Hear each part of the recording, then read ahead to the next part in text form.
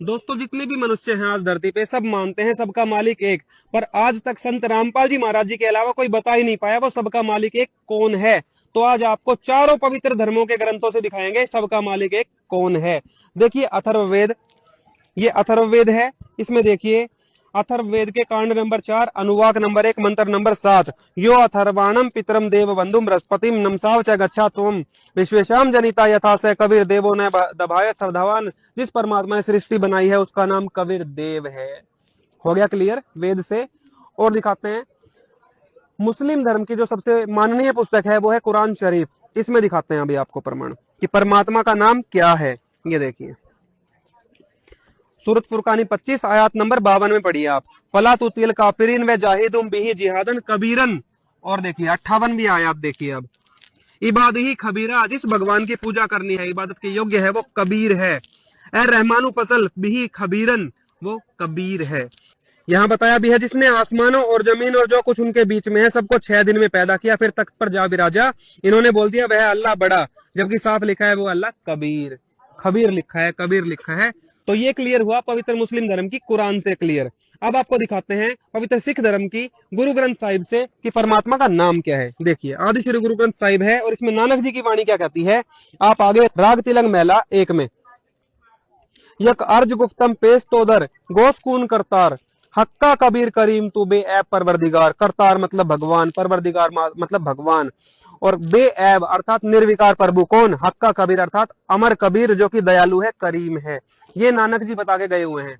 तो ये हुआ गुरु ग्रंथ साहिब से प्रमाण। अब आपको दिखाते हैं दुनिया का जो सबसे बड़ा धर्म माना जाता है जिसको ईसाई धर्म कहा जाता है, उसकी जो पुस्तक है वो सबसे बड़ी पुस्तक है बाइबल।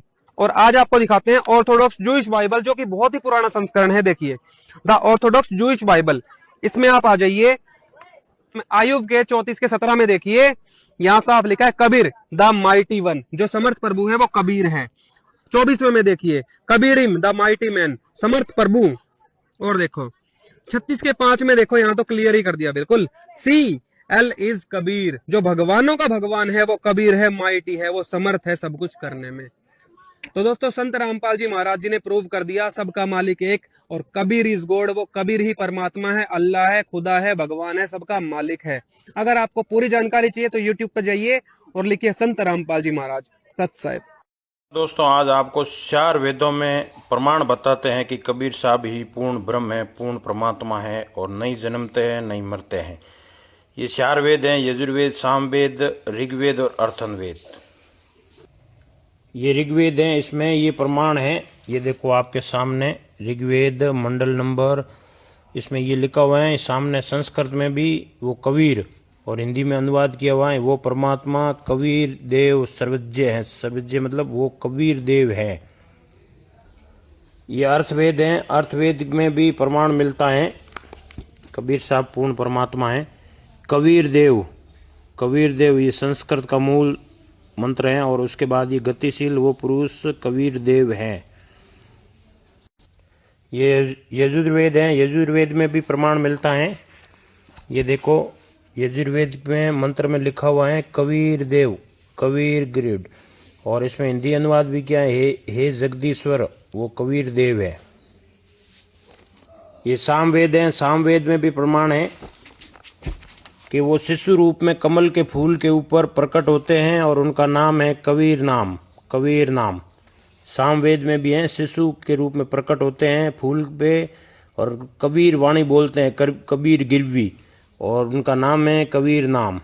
तो पूर्ण परमात्मा का नाम चारों वेदों से सिद्ध हो गया है कि पूर्ण परमात्मा का नाम है कबीर देव। अच्छा दूसरे अंकल जी थे, उनका भी एक सवाल था कि भाई भगवान तो कृष्ण जी हैं। कृष्ण था भगवान, तो जन्म लिया आदमी और गंगा पानी छोड़ दी, आपको बताओ। हाँ भगवान वो तो जेल की दीवार क्यों नहीं। आप मानते हो ना गीता जी का ज्ञान कृष्ण जी ने दिया, हालांकि हमें पता है कि कृष्ण जी से ऊपर तो बहुत भगवान है, पर आप मानते हो कि कृष्ण जी ने दिया है। उसमें आपको दिखाते हैं कृष्ण जी तो बता गए, जिनको आप कृष्ण जी मानते हो गीता ज्ञानदाता को, हम तो साफ कह रहे हैं वो ब्रह्म है। और 8वें अध्याय के 9वें श्लोक में दिखाते हैं, वो खुद बता रहे हैं कबीर इज गॉड। ये देख लो, ये पढ़ लो अंकल जी, भगवत गीता, गीता प्रेस की। ये देखो 8वें अध्याय का 9वां श्लोक, कविम पुराणम अनुशासिताराम अणो अनियंसम अनुस्मरेत यह सर्वस्य धातारम अचिंत्य रूपम आदित्य वर्णनतम से प्रस्तात। जो पुरुष वो कबीर देव है, कवि में लिखा है यहाँ पे, जो सर्वज्ञ है, अनादि है। अनादि मतलब उससे पहले कोई नहीं था, आदि नहीं था, वो उसी से सबकी शुरुआत हुई है। सबके नियंता, उसी के नियम सबके ऊपर चलते हैं। सूक्ष्म से भी अति सूक्ष्म, कहते हैं ना परमात्मा कण कण में विद्यमान है। कौन है वो? कबीर देव है। सबका नियंता कौन? कबीर देव। अनादि कौन? कबीर देव। सर्वज्ञ कौन? कबीर देव। अचिंत्य रूप, सूर्य के सदृश नित्य प्रकाश रूप। परमात्मा का जो शरीर है वो प्रकाश रूप में है, बहुत ज्यादा प्रकाश में है। शरीर तो है पर प्रकाश में है, हमारे जैसा नहीं है। वो कौन है? परमात्मा, कबीर देव। अविद्या से अति परे, मतलब जो अज्ञानियों की पहुंच से दूर है, वो कौन है? कबीर देव। और सच्चिदानंद घन परमेश्वर का स्मरण करता है, वो सच्चिदानंद घन परमेश्वर है, उसी का स्मरण करके मोक्ष होगा। ये गीता जी में बताया है। और देख लो आप, और देखो गीता ज्ञानदाता प्रभु क्या कह रहे हैं अध्याय 4 श्लोक 5 के अंदर। बहुनी में व्यतीतानि जन्मानि तव च अर्जुन तानि अहम वेद सर्वाणि न त्वं वेत्थ परंतप। हे परंतप अर्जुन, मेरे और तेरे बहुत से जन्म हो चुके हैं, उन सबको तू नहीं जानता, किंतु मैं जानता हूँ। जन्म लेने और मरने वाला तो भगवान होता ही नहीं, ये तो सब जानते हैं। तो गीता ज्ञानदाता जो प्रभु हैं, जिनको आप कृष्ण जी मानते हो, हम उनको ब्रह्म कह रहे हैं, वो तो है ही नहीं परमात्मा, वो तो जन्म मरण में फंसे हुए हैं। और देखो अमर परमात्मा कबीर देव के बारे में बताया हुआ है इसी में। अध्याय 2 का श्लोक 17 पढ़ के देखो। ये देखो अध्याय 2 का श्लोक 17। अविनाशी तु तत्विद्धि येन सर्वमिदं ततं विनाशम अव्ययस्य अस्य न कश्चित कर्तुम अर्हति। नाश रहित तो तू उसको जान जिससे यह संपूर्ण जगत दृश्य वर्ग व्याप्त है। जिसने संसार बनाया है वो अमर है, वो परमात्मा कबीर देव, जो संत रामपाल जी महाराज जी के रूप में आज विद्यमान है। इस अविनाशी का विनाश करने में कोई भी समर्थ नहीं है। और देखो फाइनल फैसला दे दिया 18वें अध्याय में। ये कहाँ की बात कर रहे हो अंकल जी? ये देखो 18 के 62 में फाइनल फैसला है गीता का, ये पढ़ लो। तमेव शरणं गच्छ सर्वभावेन भारत तत्प्रसादात् पराम शांतिम स्थानम प्राप्स्यसि शाश्वतम।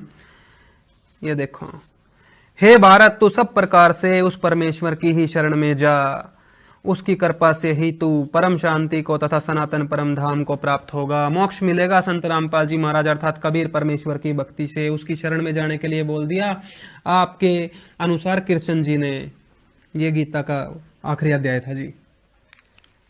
तो देख लिया इन दोनों अंकल जियों को, जिनको बिठा के ये अशोक गुराना वाले भाई हमारे इंटरव्यू कर रहे थे, इन अंकल जी को बिठा के इनके तो सारे सवालों के जवाब हमने अपने तरीके से दे दिया परमात्मा की दया से।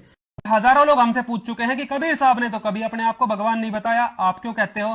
आज आपको दिखाते हैं कबीर साहब ने अपने आप को भगवान बताया है। देखिए प्रमाण, ये देखिए पवित्र कबीर सागर संपूर्ण 11 भाग खेमराज श्री कृष्णदास प्रकाशन बंबई द्वारा प्रकाशित है। कबीर साहब का मैक्सिमम ज्ञान इसी पुस्तक में से लिया गया है। ये देखिए इसमें बोध सागर के अंदर कबीर चरित्र बोध नामक अध्याय है, जिसमें 33 नंबर पृष्ठ पर सिकंदर लोधी जो उस समय पूरे भारत के शहंशाह थे, उन्होंने कबीर साहब से पूछा, शाह सिकंदर बोलता कहे कबीर तू कौन, गरीब दास गुजरे नहीं कैसे बैठा मौन। उत्तर साहिब कबीर जी का, हम ही अलख अल्लाह हैं, कुतुब गौस गुरु पीर, गरीब दास मालिक धनी, हमरा नाम कबीर, मेरा ही नाम कबीर है, मैं सबका मालिक हूँ, मैं कबीर सर्वज्ञ हूँ, सकल हमारी जात, गरीब दास पिंड प्राण में युगन युगन का साथ। कप्तार हक्का कबीर करीम को बेप्रवद दुनिया मुकाम फानी। तो यहाँ पर ये स्पष्ट कर दिया है कि हक्का कबीर का मतलब होता है सत्य कबीर। सत्य कबीर करीम माने दयालु, बेप्रवदिगार का मतलब निर्विकार परमात्मा आप ही हैं। नहीं ऐसे तो नहीं करीम जी के बारे में बात कर रहे हैं जी। एक लेखक हुए हैं करीम जी, कहीं उनके बारे में नहीं, करीम का अर्थ होता है दयालु। ये उनका नाम बताया गया। हक्का माने सत्य, कबीर का अर्थ कबीर ही माना जाएगा, इसका कोई अर्थ नहीं है। कबीर का अर्थ उसमें कहते हैं बड़ा, मुसलमान धर्म में। अगर आप इस कबीर का अर्थ बड़ा लेकर के चल रहे हैं तो फिर इस कबीर को हमको खोलना पड़ेगा, क्योंकि भाई बाले वाली जन्म साखी के अंदर इस चीज को स्पष्ट किया है। ये देखिए बड़ा, तो कहते हैं कबीर का मतलब बड़ा। हाँ, ये भी यहाँ पे स्पष्ट कर दिया गया है। ये देखिए जी, भाई बाले वाली जन्म साखी है, जो कि बाला और मर्दाना गुरु नानक देव जी के हम संग रहते थे, उन्होंने अपनी वाणी में कहा है। ये देखिए जी, खालक आदम सिरजिया, ये साकी मक्का मदीने दे दिया, वहाँ उनके मौलवी जो थे उनसे बात हो रही है। खालक आदम सिरजिया आलम बड़ा कबीर। अब यहाँ पर उस बड़ा पहले लगा दिया है कबीर बाद में। आलम बड़ा कबीर कायम दायम कुदरती सिर पीरांदे पीर, सजदे करे खुदाई नू आलम बड़ा कबीर, यहाँ स्पष्ट कर दिया है। तो नानक देव जी को स्वयं पूर्ण परमात्मा जिंदा महात्मा के रूप में आकर के मिले थे। संत कबीर जी उनको आकर के मिले थे और उन्होंने उनको गुरु दक्षिणा प्रदान की। ये दिखाइए कि लोग कहते हैं कि भाई नानक साहिब जी के गुरु कबीर साहिब जी नहीं है, कोई जिंदा महात्मा। तो जिंदा महात्मा के रूप में ही कबीर साहब आकर के मिले थे।